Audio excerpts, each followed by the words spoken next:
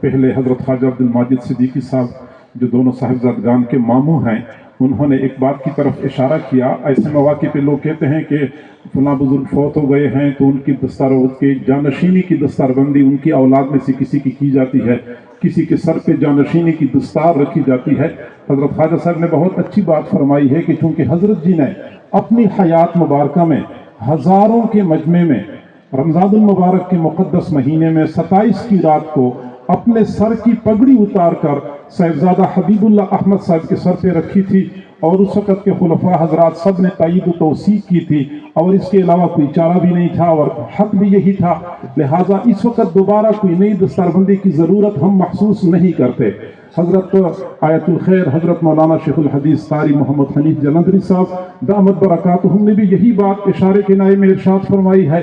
حضرت خواجہ صاحب نے صراحت کے ساتھ ارشاد فرمائی ہے، اور انشاءاللہ ہم سارے کے سارے اس بات کا عہد اور عزم کرتے ہیں کہ جیسے حضرت جی دامت برکاتہم العالیہ کے ساتھ ہماری وابستگی تھی، روحانی اعتبار سے، علمی اعتبار سے، محبت کی وابستگی تھی، انشاءاللہ ان کے دونوں صاحبزادگان کے ساتھ اور پھر بڑے صاحبزادے کے ساتھ ہم ادارے کے انتظام و انصرام میں اور ان کے ساتھ جو تصوف اور سلوک کے سلسلے میں افادہ استفاضہ میں ہم انشاءاللہ مکمل ساتھ دیں گے۔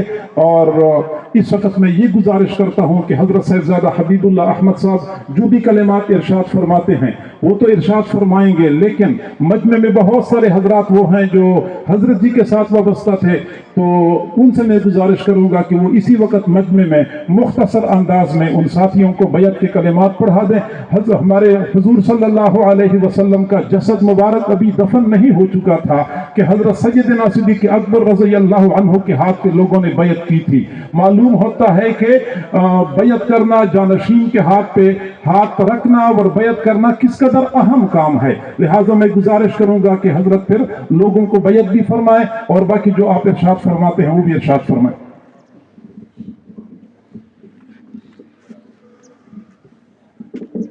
بسم اللہ الرحمن الرحیم، نحمده ونصلی علی رسوله الکریم، اما بعد۔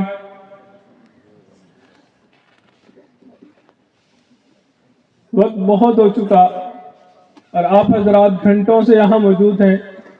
دل تو بہت زیادہ بات کرنے کو چاہتا ہے لیکن ہمت ساتھ نہیں دے رہی۔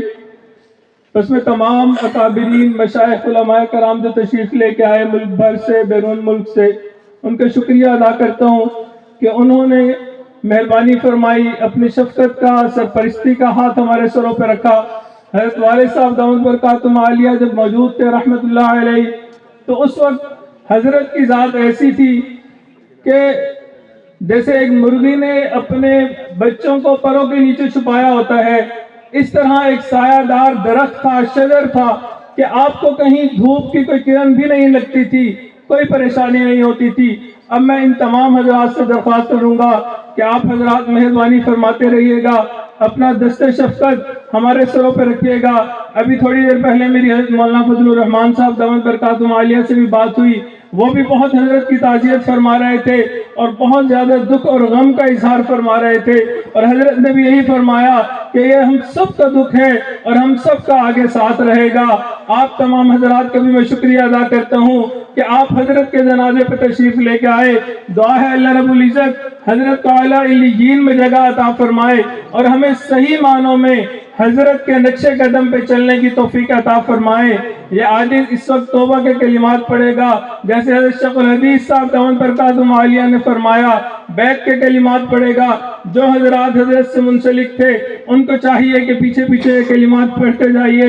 بسم اللہ الرحمن الرحیم، لا الہ الا اللہ محمد رسول اللہ، آمنت باللہ وملائکتہ وکتبہ ورسلہ والیوم الآخر والآخرة والقدر خيره والقدر خيره وشره وشره من الله تعالى من الله تعالى والبعث والبعث بعد الموت. بعد الموت. آمنت بالله آمنت بالله كما هو كما هو بأسمائه بأسمائه وصفاته وصفاته وقبلت وقبلت جميع جميع أحكامه أحكامه إقرار باللسان إقرار باللسان وتصديق بالقلب. وتصديق بالقلب. أشهد أن لا إله إلا الله وأشهد أن محمدا عبده عبده ورسوله. ورسوله. أستغفر الله ربي أستغفر الله ربي من كل ذنب من كل ذنب وأتوب إليه وأتوب إليه برحمتك برحمتك يا أرحم الراحمين.